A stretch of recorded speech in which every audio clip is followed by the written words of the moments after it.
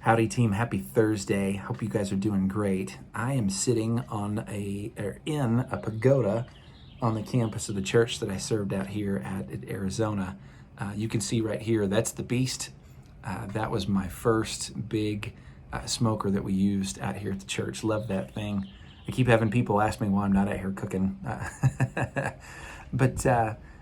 Would love this campus. It's actually raining right now, which is funny. I was going to show you a couple things on campus that are just fun to see, but that's okay. But I do want you to check out this building over here over my shoulder. That is the brand new worship center that's going to be done in December.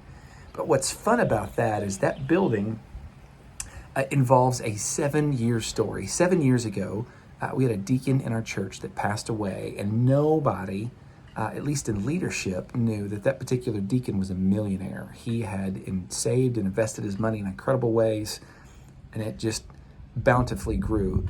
And so he had an incredible habit of buying the homes, paying off the homes of widow ladies, or buying cars from people, and he would swear them to secrecy. His funeral was so much fun because it kept having little old ladies walking up and saying, yeah, he bought my house. And other people, well, yeah, he bought me a car. He bought all sorts of stuff. Anyway, when he died, he left the church $5.7 million.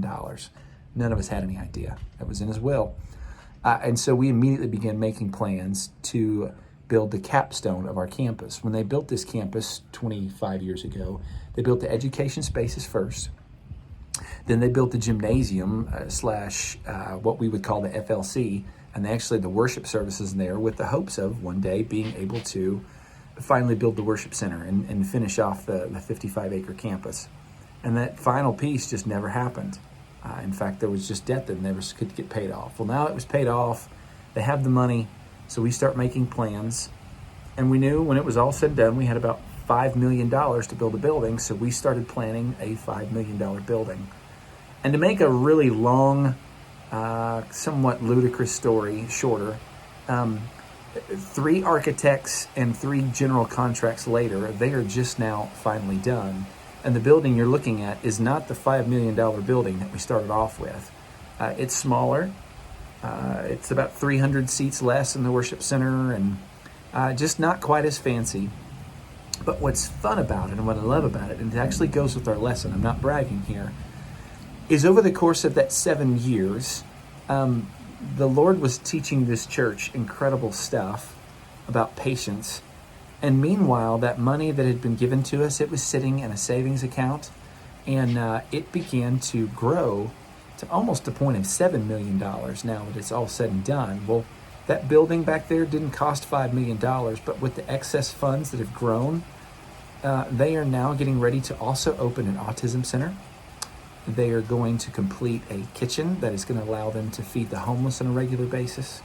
The youth facility is getting a fantastic upgrade. They're going to open up a Lionheart-style child care center for single moms. The ministry that they had planned, and we had planned, that was going to be really, really great, has expanded dynamically because waiting was a request. Less really has become so much more for this incredible church, and I'm so thankful. This is the story of Gideon. This is what God did in the life of Gideon. Let me back up and say this. As you're studying, don't just read chapter 7. Read chapter 6 of Gideon's story. Look at his, students would call it an origin story. If you have time to talk through that a little bit during your lesson, please do, because it's so good. But understand where he was coming from. Gideon was brave, but he was humbly brave.